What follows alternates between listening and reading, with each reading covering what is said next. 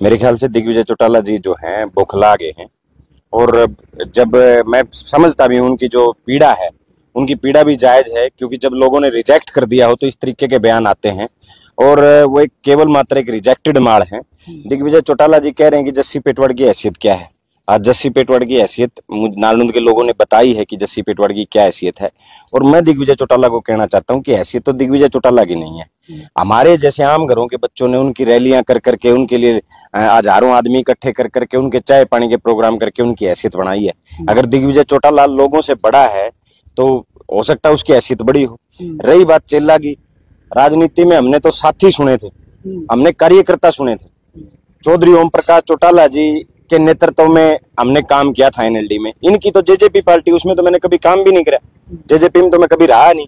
INLD में चौधरी ओम प्रकाश चौटाला एकमात्र नेता थे जो हमेशा कहते थे चौधरी ओम प्रकाश चौटाला के बारे में कि भाई एकमात्र नेता चौधरी ओम प्रकाश चौटाला, बाकी सब कार्यकर्ता है। रही बात, इन्होंने एक बात की, अगर ये अपनी बात के जबान के धनी है, मैं आज दिग्विजय चौटाला को एक चैलेंज देता हूं। अगर दिग्विजय चौटाला में दम है तो मेरा चैलेंज स्वीकार करे। मैं कभी भी इनसो का पदाधिकारी नहीं रहा। मैं 2011 में प्रदीप गिल हैं जींद से, वो इनेलो के प्रदेश के अध्यक्ष बने थे। और 2011 में जब वो इनेलो के प्रदेश के अध्यक्ष बने, उस समय एक कार्यकारिणी आई थी, मैं उसमें प्रदेश कार्यकारिणी का युवा का सदस्य बना था। यानी 2011 से लेकर के 2019-20 तक लगातार 9 साल मैं युवा का पदाधिकारी रहा हूं। मैं कभी इनसो का पदाधिकारी नहीं रहा। रही बात चेले की, ये जो कह रहा है अपने बाप से बड़ी उम्र के लोगों को भी ये चेला बता देता है। मैं इससे एक बात पूछना चाहता हूं, भाई हमने सुना था राजनीति में कार्यकर्ता होते हैं, साथी होते हैं। ये पहला आदमी ऐसा बाबा पाया है राजनीति में जो उनसा चेले बनाओ है। और मैं इसके साथ रहने वालों से भी एक बात पूछना चाहता हूं, भाई तम भी इस तक क्लियर कर लियो कदे तमने भी चेला बतांदा हो। इबियो बता दे कि इसके गले रहने वाले जो लोग बच रहे हैं, जो बेचारे थोड़े बहुत हैं, वो चेले हैं या इसके साथी हैं। क्योंकि मेरे तो जितने भी है ना, मेरा कोई कार्यकर्ता नहीं, मेरे तो जितने काके ताऊ हैं भाई हैं। राजनीति में हमने तो चेले पाले नहीं, यूं पता नहीं कहां से चेले पालन लग गया। और हालात जो मेरी हैसियत की बात करता है, मैंने 3 चुनाव लड़े, 3 में तो इस जनता जनार्दन ने, इस नालंद के लोगों ने मुझे 2 चुनाव जिताए। और ये तीनों की तीनों जगह रिजेक्ट हुआ है। एक बार तो सोनीपत गया था चौधरी भूपेंद्र सिंह हुड्डा ने हरान, वहां से इसकी जमानत जब्त हुई, इसके हालात खराब हुए। डबवाड़ी में इसका काम केवल एक है, चौधरी भूपेंद्र सिंह हुड्डा को टारगेट करने का। और सबसे बड़ी बात मैं इसके बारे में आपको बता दूं, जब इसने डबवाड़ी में चुनाव लड़ा दिग्विजय चौटाला ने, इसने लोगों को, अपने लोगों को खास कहा कि कांग्रेस के जो लोग हैं, उन कांग्रेस के जो वोटर हैं उनको टारगेट करो। हमने कांग्रेस के वोटर को टारगेट करना है, जहां पैसा चाहिए, कहीं भी कुछ हो, कांग्रेस के वोटरों को टारगेट करो। और इन लोगों की वजह से ही, इन वोट कटुओं की वजह से ही कांग्रेस की सरकार नहीं बन पाई। और डबवाड़ी सीट से जहां चुनाव लड़ा इसने, जहां कांग्रेस को टारगेट करने का काम किया, मात्र 600 वोट से कांग्रेस के प्रत्याशी हार गए वहां से।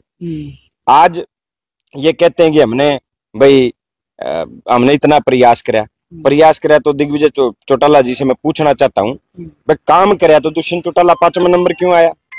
उचाणा में इनकी जमानत जब्त तो छोड़ो, इनकी रे माटी होगी।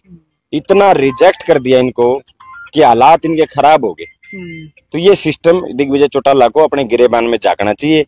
किसी आम घर के एक नौजवान को निशाना बनाने की बजाय अपना काम करे, लोगों से माफी मांगे। जो कांड इन्होंने किए हैं, जो किसान आंदोलन में जो हालात इन लोगों ने पैदा किए भारतीय जनता पार्टी के साथ लग के, उसके बारे में लोगों से माफी मांगे। एक बयान और सामने आया है कि भूपेंद्र सिंह हुड्डा तो घर बैठने वाले हैं और दीपेंद्र हुड्डा के मोह में इन्होंने कांग्रेस की सरकार नहीं आने दी, सरकार का नाश कर दिया आईयूई का, और दीपेंद्र हुड्डा को आगे करके खुद घर बैठना चाहते हैं। नहीं, कोई भी पिता जो होता है वो अपने बेटे को अपनी विरासत सौंपता है। ये इस प्रकृति का, इस हिंदुस्तान का नहीं, इस दुनिया का नियम है कि हर पिता चाहता है कि उसका बेटा उससे ज्यादा कामयाब हो। ये किस तरीके से मुझे समझ नहीं आता, ये व्यक्ति इतना बड़बोलापन कैसे है, कितना बड़बोला आदमी है।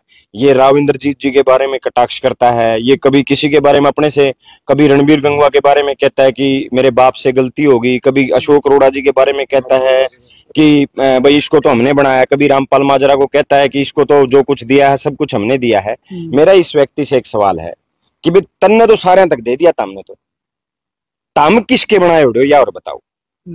यहाँ हमने तो एक बात सुनी है लोकतंत्र में कि जनता जनार्दन सबको बनाती है और सबको खत्म करती है।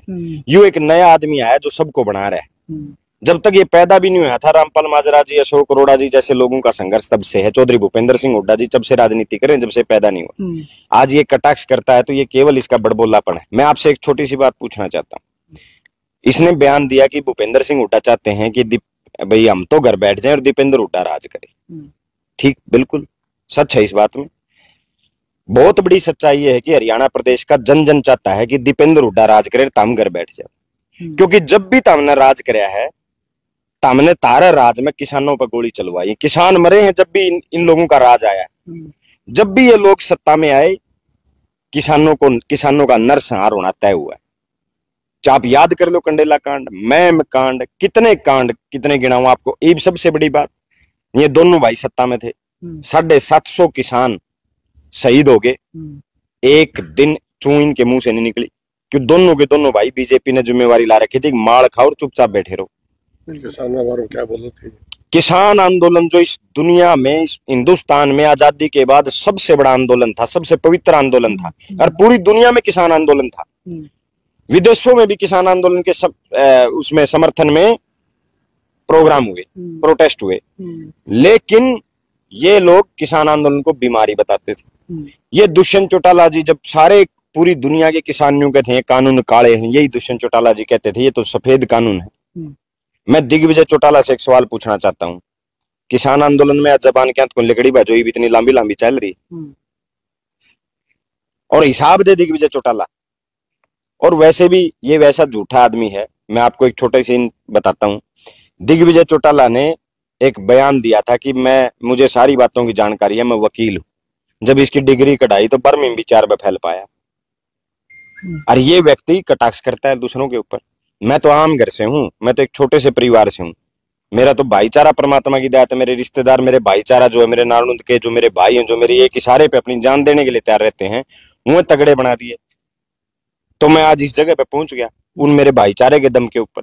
नहीं तो ये तो वो लोग हैं जो चाहते हैं कि हमारे जैसे आम घरों के बच्चे केवल इनकी दरी बिछाएं। तो ये हालात है इस नेताजी के।